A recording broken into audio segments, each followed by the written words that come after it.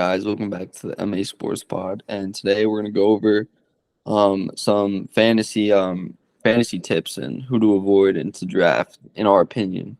Since drafting season's coming up for all your fantasy drafts, we're gonna get right into it.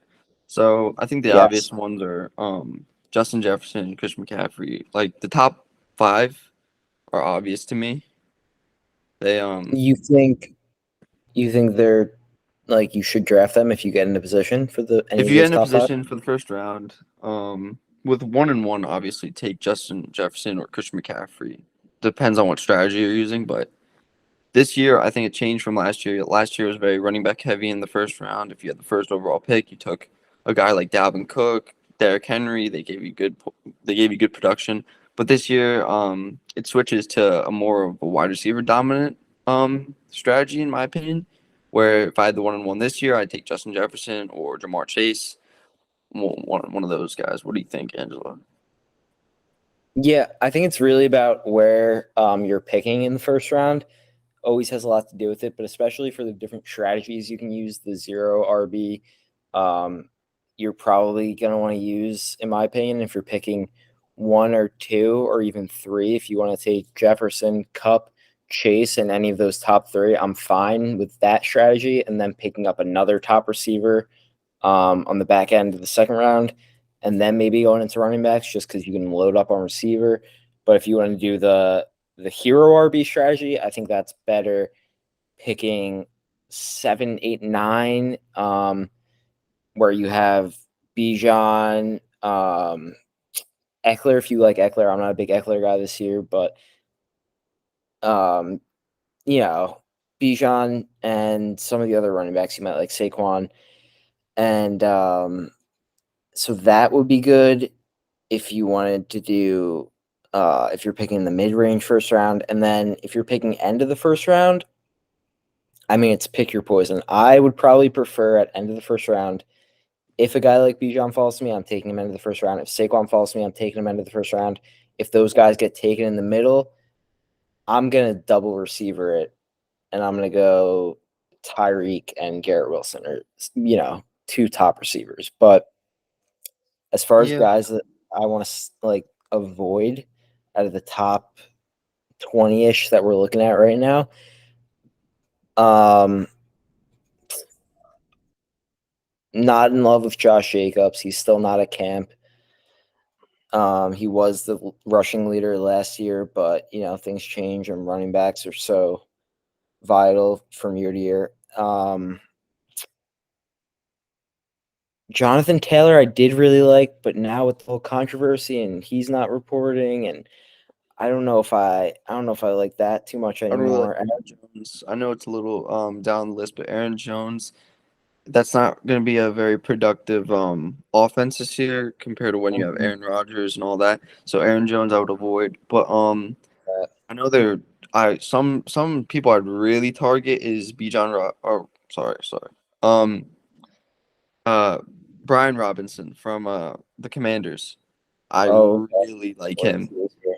He's Yeah. lower on the table, and I think he can be passed up a lot. He's very low. Oh, that's going It's to sleepers here because I still don't see him unless I'm missing something. well, 82. Brian Robinson. Yes, he's running back 33, but he gets fed the ball, bro. Like, and they don't really like Antonio Gibson. They don't like him this year. They don't. They. I don't know why. They just don't like him. But I'm he gets hearing fed. lifting. I'm hearing they love him this year. Really? Because last year they didn't.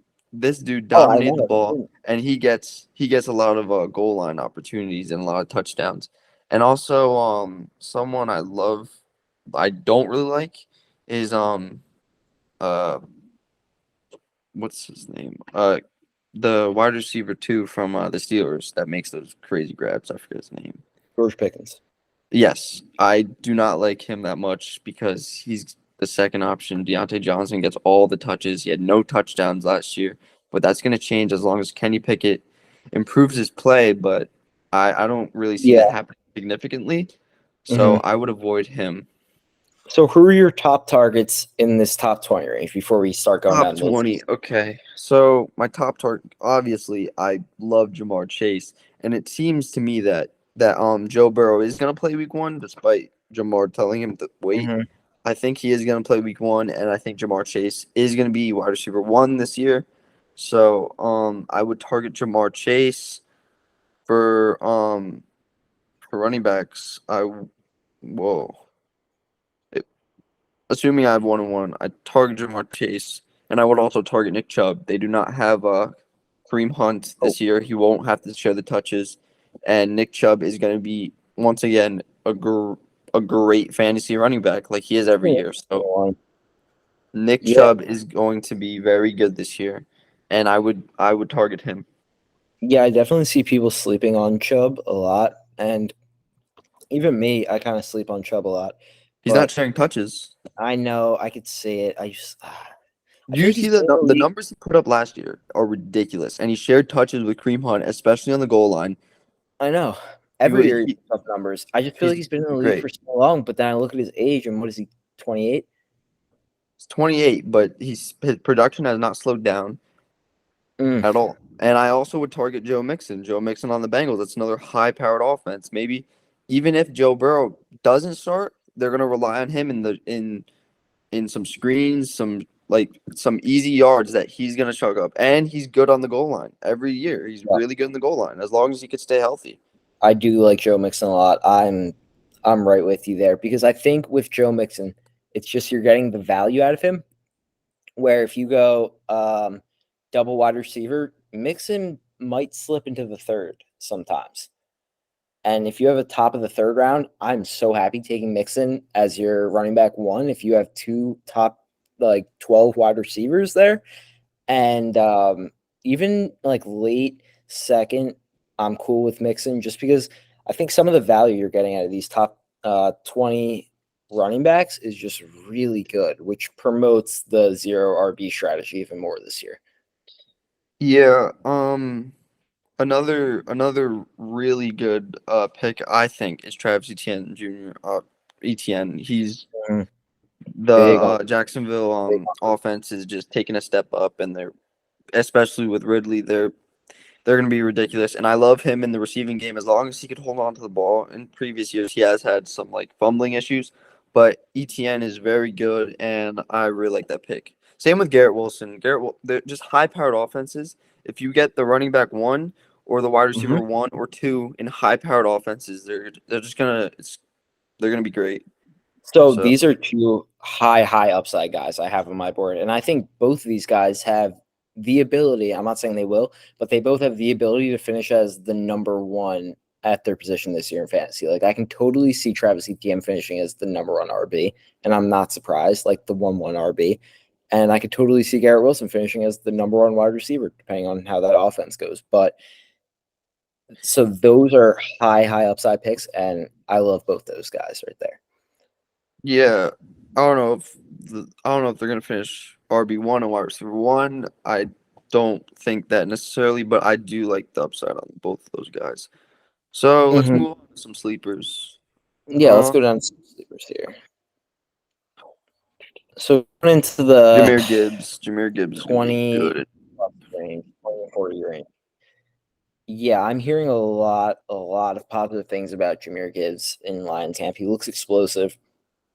Um, big threat in the receiving game, Yes, and just kind of all over the field. And especially with a quarterback that doesn't, really rush the ball. oh, what it He is. He's a game manager. Okay, so how do the game managers operate best is with a dynamic running back, and Jamal Williams also not in that offense anymore. You do add David Montgomery, but I think Jameer Gibbs becomes more of the dynamic every down back, and maybe you put David Montgomery in the goal line, which takes away his touchdowns, but he's still going to put up a lot of yards, a lot of receptions, a lot of receiving yards. um, so someone I would really avoid, but this depends on Chris Olave for the Saints. I don't really like him this year, especially with the return of Michael Thomas, which I know Michael Thomas is very shaky with his health, but I just don't see if he is healthy, Michael Thomas. I don't think Chris Olave will get as much targets, and he had a good year a decent year last year, not that good, but so I would avoid him, and I would also avoid Debo Samuel because Debo Samuel, if CMC is healthy, he's not the main target in that offense where he's having to do everything, running back, receiving. So I think Debo Samuel will not have as good of a year. Um, Someone I would target is Devonta Smith. Devonta Smith is going to be very good this year, I think, in that they have a great offense this year, nearly flawless. The Eagles are scary, and Devonta Smith is very good. I Yeah. So I agree with you on two of the three. I agree with you on Smith, and I agree with you on Olave. And a lot of people love Olave. I know my cousin bragging about Olave and like saying how bad he wants him. I don't get the hype, dude. I guess because you go from Andy Dalton to Derek Carr, which is an upgrade, but I don't see the value in Olave for where he's going in the third round. I don't see him as a wide receiver one. I don't even see him as a wide receiver two. So he's like a flex to wide receiver three option for me. But for taking him in the third round, it's just not worth it, man. And Devontae Smith, I like a lot. We both know what that offense does. And Devontae Smith even showed Yeah. out last year. So I mean, injuries with Devontae Smith. Can he stay durable? But just because he's so small. But he's been doing good with it his first 2 years in the league. And he's really good, dude. He's a very good receiver. So I like that. I disagree with you on Debo Samuel. I think Debo Samuel, well, he's not going to get all the rushing attempts. I think that helps him stay a little more fresh. He's still a great rack guy. Um, he's just one of the more dynamic guys after the catch in the NFL. And he's still very young. So I think the running even helps him out a little bit more. I think it helps him stay a little bit fresher, honestly. Mm, yeah, we can debate about that later. But yeah, this is the episode we're gonna just focus on the first couple like top 35, top 40, and then the next episode we could focus on more of the very like real sleepers. Deep sleepers. Yeah, we'll do a Yeah, deep sleeper so episode, definitely. Someone I hate this year, and I'm a Jets fan. I hate Brees Hall. I'm not taking Brees Hall yeah, I agree. at He's any coming off an spot in the ACL. draft. He's Yeah. His health is in question, and I don't think they're gonna use him as much, especially with the Dalvin Cook signing. hmm So that is something to watch out about. So yeah, this is gonna be our episode for sleepers and top picks that we like in fantasy, and we're gonna do a lot more later when fantasy draft season starts. So yeah, thank you guys for watching. See you guys.